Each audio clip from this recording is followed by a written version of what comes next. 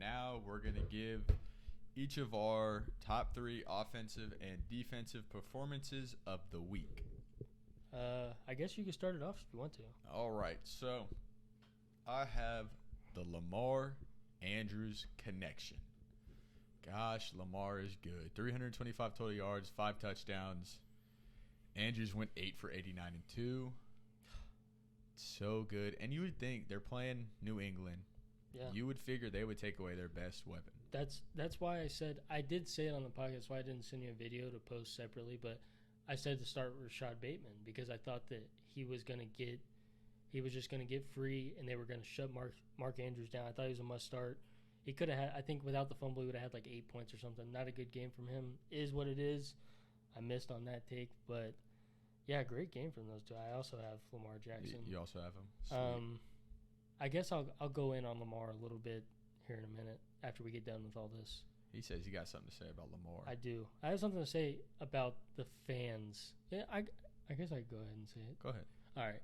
So Lamar's going to get paid regardless. But as a Dallas fan who was an advocate for Dak getting paid because Dak has done very good in the regular season. His box scores have looked good every single year. I think he was a 5,000-yard passer 1 year or 2 years maybe. And you look at Lamar, and he's had great regular seasons. And so I think he deserves to get paid. MVP. He's got 1 playoff win. And it's not – if the only reason I'm doing this is because the standard that Dak was held to is like, oh, he shouldn't get paid because he can't win in the playoffs. Lamar can't win in the playoffs either. And so I think that's a big – and I would like to see him get a couple wins this year, maybe make it to the AFC Championship game. But if that's the standard for quarterbacks – it's going to be tough because I think in 2 playoff games, or in 2 of the 3 that he's played in, he's thrown the ball for over 50 times. You cannot win with Lamar, your quarterback, throwing the ball 50 times. It just doesn't happen. Nope. And I don't care if you're in the playoffs, you can't change your game plan. So they got to get something for Lamar. He's going to get paid regardless, but I see a lot of people just like advocating for it. And when Dak was in conversation, they were like, oh, he's not a $40 million guy. And now we're talking about Lamar getting $250 million guaranteed, or he should get it. And it's kind of frustrating. But I think the market has changed so much because Watson signed that $220 million guaranteed. And you think Lamar won an MVP. Yeah, Watson hasn't. Watson hasn't done anything in the playoffs. Lamar hasn't.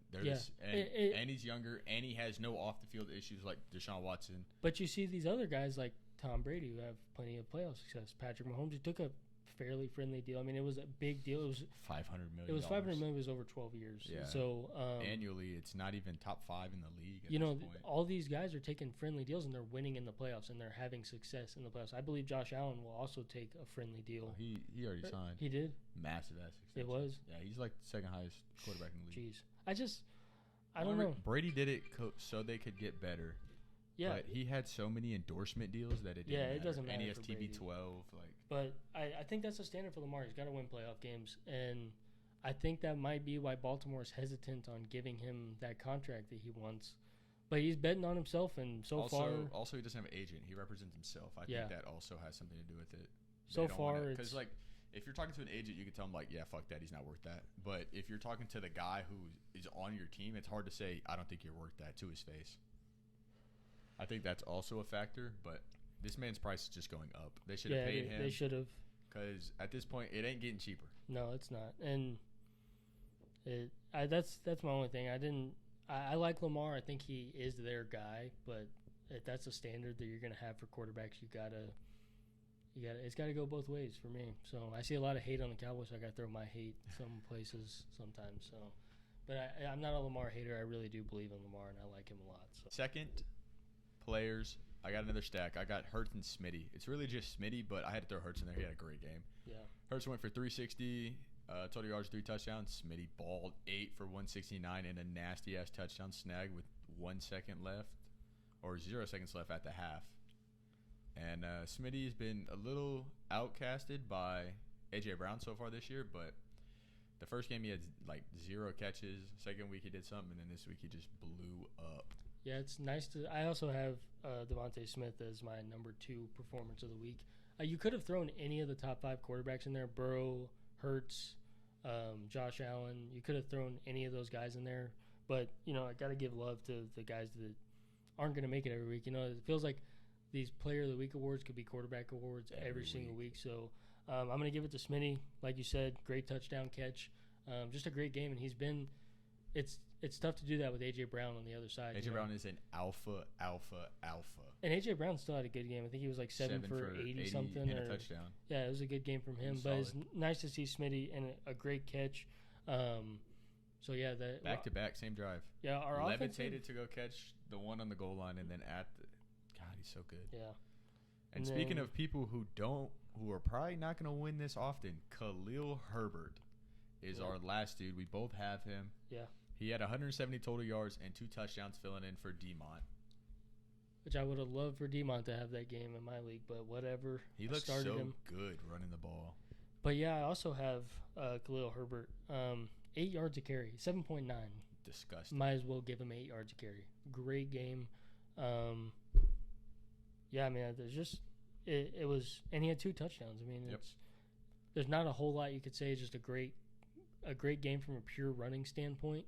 And he had only 20. I say only 20 attempts, but they have to run the ball there in Chicago. 23 completed passes over 3 weeks from the Bears. Justin Fields, you're probably going to get waived in this offseason. Well, I don't think he can get waived because he's a first-round pick, but he's not getting waived. But I said it last week. I wanted to go Justin Fields over PS2 at the time. Looking back, holy crap, they made a great decision. You're lucky. You are very lucky. And then we also have the same guy for honorable mention. Got one honorable mention. Mac Hollins down in Vegas with Renfro out, absolutely balled out, 8 for 158 and a touchdown. That last drive, he had a 60-yard catch, a 48-yard catch, a 1-yard touchdown. Yeah, and it's nice to see the guys that are in offenses that aren't the number 1 or number 2 guys, which Smitty's the number 2 guy in Philly, but debatable. Him and Goddard. Yeah, right, Goddard. I mean, and it's the same thing in Las Vegas. Yeah. Is you got Renfro. Well, you got Adams, Waller, Renfro. Renfro's out this week, though. Yeah, I think. but I'm saying he's clear for. Yeah. And then you have like Jacobs and and people like that. It's nice to see someone like that. It's kind of like that, like the Zay Jones story from last year when he had that good game against Dallas. I think, or even like a Noah Brown, how he's been doing pretty damn good. Yeah, they've all so. Yeah, it was just a good game from him. Those were all very similar. Our defensive ones are very different besides one, so this will be nice to have. We'll do the one that we have first. That's the same. We both have D-Law. Man, he absolutely balled last night. Yeah. 3 sacks, 25-plus win rate. 6 solo tackles. 6 tackles. And 3 quarterback hits. Yep, absolutely baller. Like with Micah being sick and not being 100% effective, he's super stepped up, and he's it was still great good. to see. Like there was doubts that because last year he had an off year because Micah and Randy Gregory were just beating everybody. So it's nice to see him step up, and I think it's pretty self-explanatory on that. I mean, and the Cowboys defense in general was like my other one. They just played well. The whole team. Nice to see Trayvon Diggs get a pick. Could have cribbed one, but it went through his hands. Yeah. That was a great jump. We talked about that earlier. He jumped that route. Most people would jump that route, not sit back and tackle. So I know Joe Buck was talking about, and that's the boomer bust with him, but anybody should have jumped that route. Plus, it was a great read. He jumped it, had his hands, just went straight through. Yeah, so it just is what it is. My second one, I have Trey Hendrickson, absolutely balled out against the Jets. 2.5 sacks, 2 forced fumbles, 32.3% win rate. Absolutely nasty. Yeah, I watched a little bit of that game, and I actually watched 2 of his sacks. So living in the backfield. Yeah, Trey Hendrickson, which is a guy that wasn't a big name guy coming into last year. Like last year, you didn't even really know who he was. I mean, he had that one good year with the Saints. Yeah. And then he left to the Bengals, and he was really good with the And so, I mean, it's nice to see him play good on a team that needed somebody to step up big time. They had a good game all the way around. I mean, I know it's the Jets, but the Jets beat the Browns the week before. So, great game from him. It's a good pick. My next one is going to be Roquan Smith. Baller. He's considering everything that was coming into the offseason, asking for trades and things like that. He didn't get it. Now he's playing really good. He had 16 total tackles, 6 were solo, 10 were assisted, and then also had a pick. To win them the game. Yeah, he's the heartbeat of that defense, and they need him to play like that for them to get wins. So, yeah, that's my other one right there. Is a great game from Roquan Smith. My last one, I have to do it. It doesn't feel right, but Jeff Okudah. Against Jay Jets, he only gave up 2 catches, 9 yards, and a 56.3 passer rating, which is crazy to think about. Jeff Okudah, number 2 or 3 overall pick. I think it was 3. Number 3 overall pick. And a lot of doubts coming into this year about last year. I mean, he was injured a little bit, I think, but he wasn't when he did play. I think he tore his Achilles, and then the year before, his rookie year, was injury riddled. But he wasn't even a lock to win the starting job. He won in the last week of training camp going into the year, and he's looked good so far. And that's a lot saying, coming from a Lions team where you have to earn it. Like, you have to earn your spot, and you just have to go out there and get it. And he, like you said, he won it the last week of camp. So that's a really good pick right there. My number 3 is Brandon Graham. Eagles defense as well, balled out. Carson Wentz, my gosh, I feel so bad for you. What was it? Shambles. I think I might have missed one here. I think Brandon Graham might have had the forced fumble on one of those. It was either him or Fletcher Cox, one of the two. But, he had 3 sacks, 2 quarterback hits, and he beat his blocker on pass rush snaps 31.3% of the times. So that's really impressive. Pretty close to Trey Hendrickson in that category. They both had similar games completely. You know? Brandon Graham and the Eagles defense just in general just played another good game. I do expect them to fall back down to earth. I have one honorable mention. Do you have one? Yeah, I have one as well. Well, 2, they're stacked, but okay. He's got a stack. I got one. Mine's Javon Holland. Absolutely balled out. 9 solo tackles, 10 total, a sack and a half, forced fumble on the strip sack, 2 brass breakups. Bro was all over the field, absolutely balling out against the Bills. He's one of the main reasons why they won that game. Yeah, he had a good game, and that forced fumble was the play of the game. Really, that's what changed it. It's what changed it. So great game from Javon Holland. That Miami defense is really good too. They're clicking.